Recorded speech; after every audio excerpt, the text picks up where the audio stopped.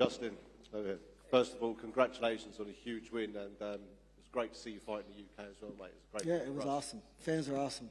The fight reminded me of the Chandler fight again, you know, just the back and forth, and I just don't understand how he could take your punches. You landed some clean shots. Obviously, you did the same to Chandler. Were you surprised he was able to take so many clean shots from yourself and just keep coming forward? Not necessarily. I mean, it takes a special person to get in there. And, you know, all the fans, I'm glad that we get to, you know, entertain them. But, you know, most people couldn't walk a day in our shoes. There's no doubt about that. Completely agree with you. Was part of the game plan the leg kicks that you were throwing a lot? Because they were doing a lot of damage, especially in round one, and he seemed very bothered by it. Yeah, he was crazy evasive. I really had to put some action behind my leg kicks in order to land those. You know, he's been, I don't know, he's a Muay Thai fighter, right? Yeah. He's been fighting Muay Thai his whole life. I've been wrestling my whole life. So, yeah, I mean, I'm happy with my performance. I fought a perfect fight. I had to fight a perfect fight versus such a dangerous opponent. And I'm looking forward to watch his future fights. Obviously, you're a very good stand-up fighter. A good wrestler and a good stand-up fighter. But you know, he's the stand-up fighter. Surely the game plan would have been more the wrestling side of things, which we didn't obviously see. Were you comfortable on the feet with him? Yeah, 100%. I have the best coach in the world. You control someone's feet, you control their fight. You control the fight. I controlled his feet that entire fight. Had him moving. I wish I would have realized how effective I could have. You know, he started really finding his back foot. And when he did that, I was able to really close the gap, you know, without being in so much danger. So, yeah, I mean, I'm a vet. I've been here for a long time. Watching so many of his fights, you know, I understood that. Once I got to the third round, you know, he would be, number one, tired, and number two, I would be much more successful with my strikes. Congratulations on your win, man. Thank you. Justin, are you itching now to get that rematch with Dustin Poirier on your road to another title shot? Because that was one of the fights of the year. I'm pretty sure it was the fight of the year that year. And you gave a great account of yourself, as you always do. And you're looking to get that win over Poirier. Yeah, that would be great. You know, I did what I had to do. I fought someone ranked below me. And I 100% believe that I deserve to fight someone ranked in front of me. The loser of the Oliveira and Dariush fight, I'd rather not fight Dariush. I love that dude. I think he's going to beat Oliveira. I fought like a complete idiot when I fought Oliveira, so I would love to have that fight back, but Dustin's just as good as an option. Stylistically, obviously, when you do come up against Makhachev at some point, whether it's for a title or a contender's bout or whatsoever, how do you feel you match up against him in comparison to your fight with Oliveira? Yeah, I think he's similar to Khabib, but he's not Khabib. I know that for a fact. You know, for one, he's got finished before. He has a loss. But, yeah, it'll be a really hard fucking fight. And final one, where did that fight with Fiziev, where did that rank in terms of, I'm guessing you're pretty numb to a pain threshold, but where did that rank in terms of the hardest hitters that you faced? He was one of the fastest, probably second to Michael Johnson. I don't know, man. I was in such control of my emotions in there. I felt nothing. And, yeah, I never really, you know, he hit me really hard. I think it was probably the first round with a big right hand. That one rocked me. But outside that, you know, I just did such a good job at controlling the fight. Justin, the front row here. Obviously, historically, you found a lot of success with your uppercuts and your leg kicks, but in that third round, you were finding a lot of success with your jab. It seemed to throw him off completely. Did you know that leading into this fight, or did you find that in the third round? Because that seems where it kind of, like, you took over. No, my coach told me. I heard him saying stay on the jab, and then, you know, once I landed the first three, I couldn't believe how clean I was landing. You know, there's different kind of shots that you land in there, and when you feel the full force of the energy go through in direct lines through their head, it's a different shot. And yeah, that's what I was feeling. I was surprised. I don't know if you saw, but Islam tweeted that he wants to fight Leon in Abu Dhabi in October. So as a lightweight, does that frustrate you that now your champion is now looking at the weight class above him already? Out of my control. Obviously, fought some of the best strikers in the UFC. I'm curious where Fiziev ranks amongst the guys you've already fought.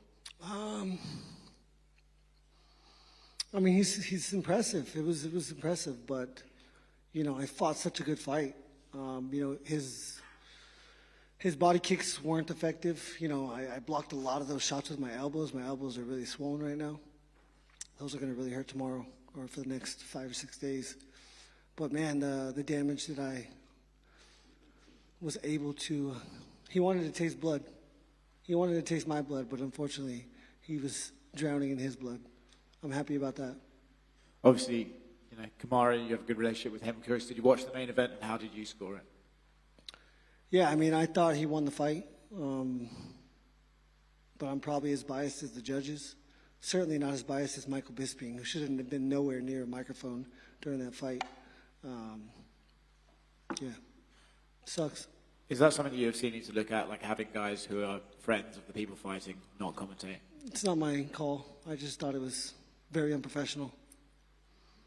Justin, just over to your right. Firstly, congratulations. I think Daniel Cormier mentioned on commentary that you've been packing on a bit more muscle, and this is actually a fight where this is the most weight you've cut for a fight. Just wanted to know, how did that feel, the extra weight? Yeah, it felt great.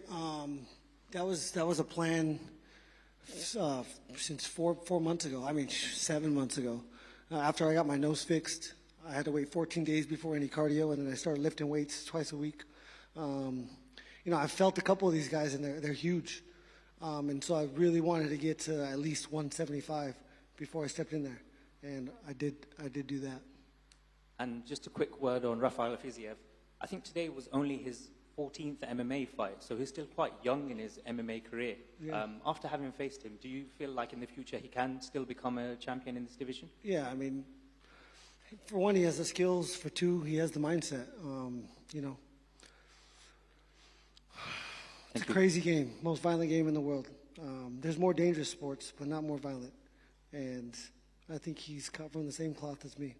You've had a lot of violent fights in the UFC. On a scale of 0 to 10, where would you rate that one? I mean, I look pretty good. So I did a good job. I mean, the key is to not get hit. And I did a good job at that. I took a couple shots. I would say 2 or 3 to the head. But yeah, I mean, I asked, prayed multiple times that neither one of us sustained chronic injury. And that's to the head. So that was my plan. Thank you. Justin, down here, what did you make of the UK crowd? I love it. I love that they love fighting. I didn't hear anything when I was in there, but after the fight, in between the rounds, when I was pumping them up, they're super loud. When I came out, first thing I realized or noticed was how loud they were. So I love people that love fights. Yeah. So you said you didn't hear them at all as you were fighting? No, I don't hear anything in there. I hear my coach's voice every now and then, but not one thought, nothing. No, because at one point in time, it almost looked as if you took a deep breath in and told yourself to calm down, but it's weird hearing you say that you didn't hear them. No, I was calm. I was so calm. That's exactly how I need to fight. Thank you. Justin, just down here. You mentioned in the media day Anderson Silva as being one of your top fighters, as being exciting in there. He's just been announced as being inducted into the Hall of Fame this year. Just wanted to get your thoughts on that. Yeah, I mean, that's a given. He's a legend. He got most of the fighters that are in here today, he inspired to be here. So, I thought he beat Michael Bisping in this place when they fought. I know he did, but again, he just got the same treatment Kamaru just got. And the kind of performances that you give every time is one day the hope that you will enter the Hall of Fame in the future?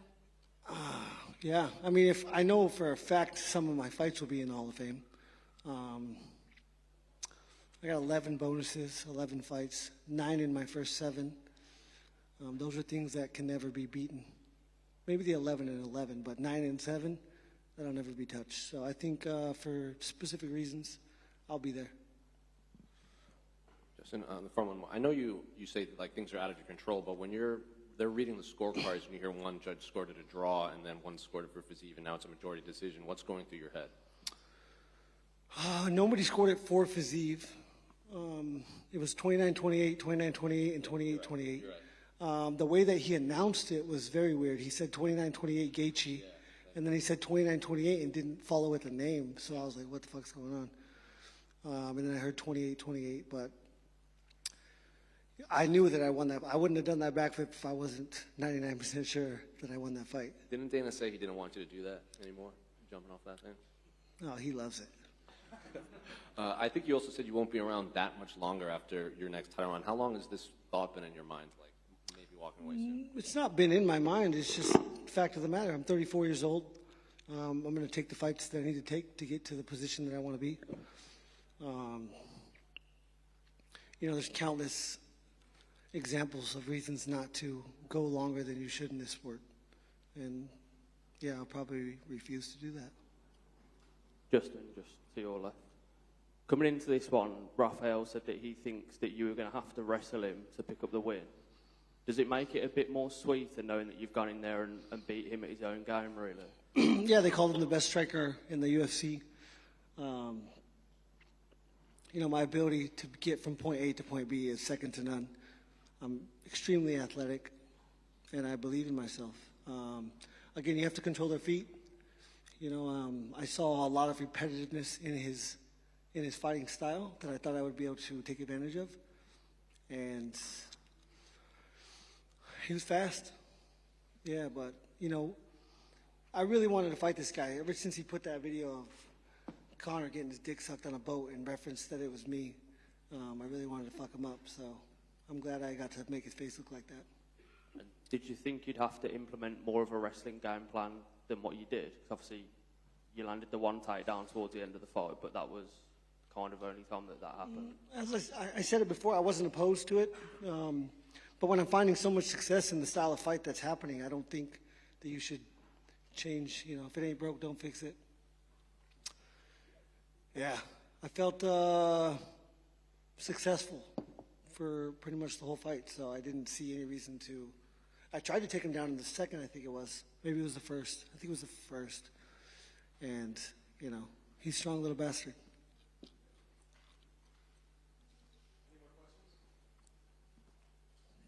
Thank you, guys. Happy to be back here, let me tell you.